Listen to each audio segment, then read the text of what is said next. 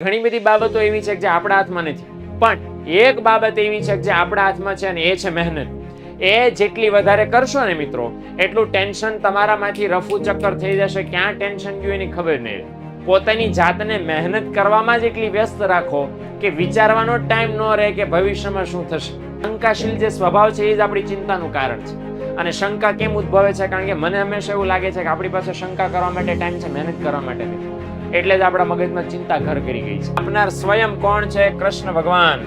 સ્વયં કૃષ્ણ ભગવાન તમને આ સોલ્યુશન આપે છે. તો કૃષ્ણ ભગવાન તમને સોલ્યુશન આપે તો એ મુકાય? બિલકુલ ન મુકાય. કૃષ્ણ ભગવાને જે તમને ટેન્શન થાય છે ને, એ ટેન્શનનું સોલ્યુશન કૃષ્ણ ભગવાન તમને શ્રીમદ ભગવદ્ ગીતામાં આપીને ગયા છે. ઓકે, અને એક બહુ સરસ મજાનો શ્લોક છે. હા, લોકોએ જો કે અલગ અર્થઘટન કાઢ્યું છે. એ શ્લોક સરસ. બીજી પણ તમને ટિપ્સ આપું છું, પણ જરાક છેક સુધી જોજો. બહુ ઇન્ટરેસ્ટિંગ વાત હું તમને કરવા જઈ રહ્યો છું. નમસ્કાર વિદ્યાર્થી મિત્રો, સ્વાગત છે આપનું વિદ્યાકુલ ગુજરાતી ચેનલની અંદર. મિત્રો, પરીક્ષાઓ નજીક આવી રહી છે. જેમ પરીક્ષાઓ નજીક આવી રહી છે, એમાં આપણા હૃદયની ધડકનો પણ તેજ થઈ રહી છે. અને આજના માટે તમારા માટે એક સરસ મજાનો ટોપિક હું લઈને આવી ચૂક્યો છું. સ્ટ્રેટેજી માટે શું કરવું? એક યક્ષ પ્રશ્ન બધા મિત્રોને સતાવે છે કે વાંચવા બેસીએ એટલે એટલી ટેન્શન થાય છે, એટલું ટેન્શન થાય છે કે વાત ન પૂછો.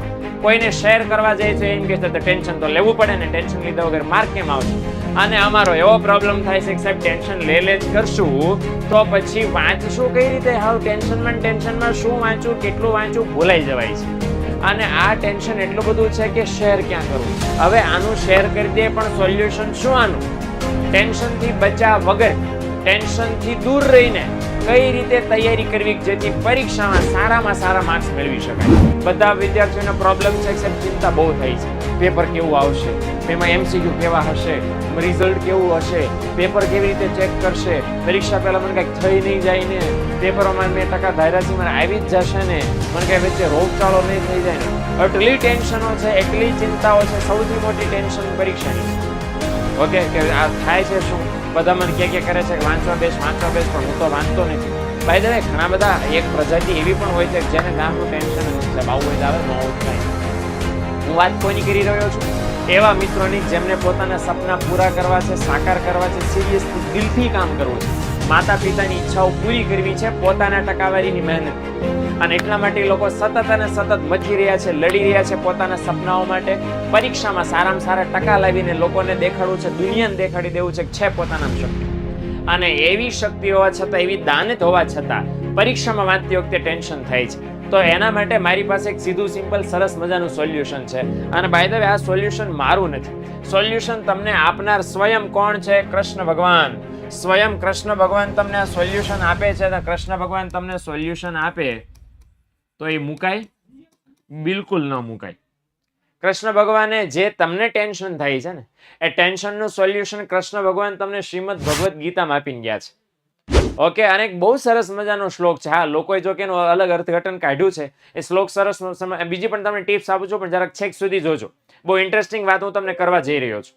કે કૃષ્ણ ભગવાન એવું સરસ મજાનું કીધું છે, કર્મણ્યવાધિકારસ્તે મા ફલેષુ કદાચન. છે ને એવું સરસ મજાનો શ્લોક? મોસ્ટ ઓફ ને યાદ હશે કે આવો એક શ્લોક છે. ભાવાનુવાદ આનો એવો કરવામાં આવે છે કે તું તારા કર્મ ઉપર ધ્યાન દે, ફળની આશા ન રાખ.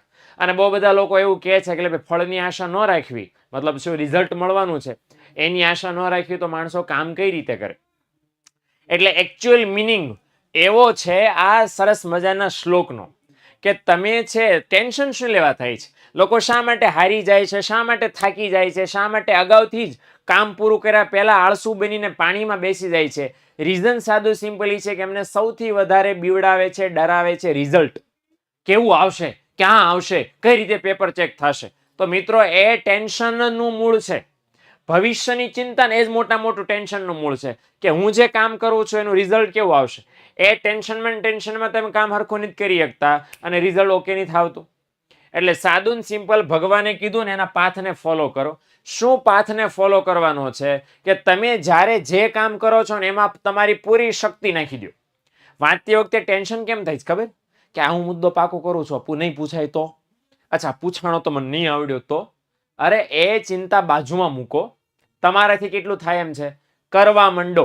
તમે જેટલું પાકું કરી નાખશો, આત્મવિશ્વાસ ઓટોમેટિક આવશે. ઇનકેસ કદાચ આત્મવિશ્વાસ ન પણ આવે તો એક સરસ મજાની સમજણ મગજમાં રાખો કે તમારામાં જેટલી શક્તિ છે, ત્રેવડ છે, ક્ષમતા છે મહેનત કરવાની, એ મહેનત કરી જાણો, કરી લ્યો, પછી જે રિઝલ્ટ આવે ને ભગવાનના હાથમાં છે. ઓકે, કારણ કે ઘણી બધી બાબતો એવી છે જે આપણા હાથમાં નથી, પણ એક બાબત એવી છે જે આપણા હાથમાં છે અને એ છે મહેનત. એ જેટલી વધારે કરશો ને મિત્રો, એટલું ટેન્શન તમારામાંથી રફુ ચક્કર થઈ જશે. ક્યાં ટેન્શન ગયું એની ખબર નહીં. પોતાની જાતને મહેનત કરવામાં જ એટલી વ્યસ્ત રાખો કે વિચારવાનો ટાઈમ ન રહે કે ભવિષ્યમાં શું થશે. ઓકે, દુનિયાનું થયું છે આપણું થશે ભાઈ, આપણું કઈ નવું નહીં થાય. ઇન કેસ કદાચ ઓછા ટકા આવ્યા તો દુનિયા કઈ બંધ નહીં થઈ જવાય. એટલે એ ટેન્શન મૂકી દો. બોર્ડના પેપર કાઢવા વાળા તમને જોઈને પેપર નથી કાઢતા કે તમે કેવી તૈયારી કરો છો, કેવી ઓછી તૈયારી કરો છો. એ એની રીતે કાઢી જ નાખવાના છે. પેપર ચેક કરો, તમારું નામ જાણ્યા વગર તમે કયા ગામના છો, કઈ સ્કૂલમાં ભણ્યા છો, કેવું ભણ્યા છો, એ જાણ્યા વગર તમારા પેપર ચેક કરી નાખવાના છે. પ્રિન્ટ કાઢી નાખવાના છે. સ્કૂલ વાળા તમને પતેકડો એક ચીપકાઈ દેવાના છે મે મહિનામાં રિઝલ્ટ આવે ત્યારે. એ બહુ દૂરની વાત છે. ત્યારે આવે તો ટેન્શન ત્યારે લેજો. ત્યારે ટેન્શન ન લેવું હોય. અત્યારે તમારા હાથમાં સરસ મજાનો સમય છે, સરસ મજાની ક્ષમતા છે, આટલી બધી સુવિધા છે, તો બસ હવે વાર શેની છે? માત્ર ને માત્ર મહેનત કરવાની છે. ઓકે, એમાં ફોકસ કરો. તમે તમારી મહેનત પરફેક્ટ બનાવો. જે કામ અમે આપીએ છીએ, જે કામ તમારે કરવાનું છે, એનું પ્લાનિંગ ઓલરેડી અમે આપી ચૂક્યા છે. માસ્ટર પ્લાન કઈ રીતે કરવાનો છે. તો બસ પેપર અઘરું છે, સહેલું છે, ગોળી મારો. તમારાથી કેટલું કામ થઈ શકે એમ છે. અત્યારે ને અત્યારે કરવા માંડો, અત્યારે ને અત્યારે મંડી પડો. નો શું થાય? કૃષ્ણ ભગવાને સજેશન આપણને આપ્યું છે કે જેવું તેવું હોય. એમણે મસ્ત આપ્યું છે. અને બાય ધ વે, કૃષ્ણ ભગવાનની સાથે હું એક મારા બહુ ફેવરિટ છે, મે બી તમારા પણ ફેવરિટ હશે, અને એનું નામ છે MS ધોની. નામ નહીં સાંભળ્યું હોય એવું લગભગ કોઈ નહીં હોય. અને MS ધોનીને આ તો એમને સવાલ પૂછવામાં આવ્યો તો તમારા માટે યક્ષ પ્રશ્ન છે. એમને પૂછવામાં, એનું ઉપનામ છે બાય ધ વે કેપ્ટન કુલ, બરાબર ને? તો એમને ઇન્ટરવ્યુમાં એવું પૂછવામાં આવ્યું ભાઈ તમને કેમ લોકો કેપ્ટન કુલ કહે છે ભાઈ? અને તેમ મેદાનમાં ટેન્સ સિચ્યુએશન હોય, ક્યારે આવતા દડે આપણે હારી જશું, જીતી જશું, એવી કન્ડિશન તમે એકદમ શાંત હો છો, આઈસ જેવા ઠંડા હો છો. ભાઈ કઈ રીતે? How is possible? તમે એવું તો શું કરો છો? મગજને એવી રીતે કઈ રીતે કંટ્રોલમાં રાખો છો કે તમને ટેન્શનમાં નથી દેખાતા? ભલભલા ખેલાડીઓ, ભલભલા સ્ટાર વિરાટ કોહલી, રોહિત શર્મા જેવા ખેલાડીઓના મોતિયા મરી ગયા હોય કે 1 ઓવર બાકી છે, 12 રન કરવાના બાકી છે, સામેવાળા કરી નાખશે કે આપણે નહીં કરવા દે. શું થાય છે? ધક ધક ધક ધક દેખાતું હોય મોઢા ઉપર. આના MS વાળા ભાઈ બસ જાણે કેમ 2 કિલો બટેટા લેવા નીકળ્યા હોય એમ શાંતિથી હાલો જાય. એટલે કાંઈ ટેન્શન ન હોય, હસતા હોય, રમતા હોય, દાંત કાઢતા હોય, કાંઈ પણ પ્રોબ્લેમ ન હોય. તો MS ધોનીએ સરસ મજાનો જવાબ આપ્યો. મારે અને તમારે ખાસમ ખાસ યાદ રાખવા જેવો છે. શું એમણે જવાબ આપ્યો? એમણે બહુ મસ્ત વાત કીધી છે કે એક જ વસ્તુ છે જે આપણને ચિંતામાં નાખે છે ને, એ છે રિઝલ્ટ. તમે ફોકસ પ્રોસેસમાં કરો. શેમાં ફોકસ કરો? પ્રોસેસમાં. શું આપણે કરવાનું છે એમાં ફોકસ કરો. એમાં કઈ રીતે કામ કરવા, કામમાં ફોકસ કરો. જો તમારું કામ, તમારી પ્રોસેસ ઓકે હશે ને, ઓટોમેટિક રિઝલ્ટ સારું આવશે. આ મારા શબ્દો નથી. કોના શબ્દો છે? MS ધોનીના. એમણે એવું કીધું છે કે રિઝલ્ટ ઉપર ફોકસ ન કરો. ક્યાં ફોકસ કરો? કામ ઉપર. તમે જો તમારું કામ વ્યવસ્થિત કરશો, શ્યોરલી તમે તમારું રિઝલ્ટ મસ્ત લાવી શકશો.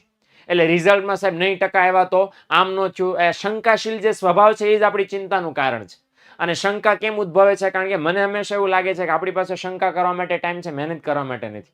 એટલે જ આપણા મગજમાં ચિંતા ઘર કરી ગઈ છે. તો જેટલું કામ અત્યારે વર્તમાનનું વધારે કરશો, એટલું તમારું ભવિષ્યનું પરીક્ષાનું રિઝલ્ટ એકદમ મસ્ત બેટર બનશે. તો વાત MS ધોનીની અને વાત કૃષ્ણ ભગવાનની, બંને એક જ વસ્તુ કહે છે. ભણતી વખતે, વાંચતી વખતે ડિપ્રેશનને દૂર કરવું છે તો ભવિષ્યમાં શું થશે, આમ થાય આમ નહીં થાય, ભૂલીને અત્યારે તમે શું કરી શકો છો માત્ર ને માત્ર એના પર ફોકસ કરો.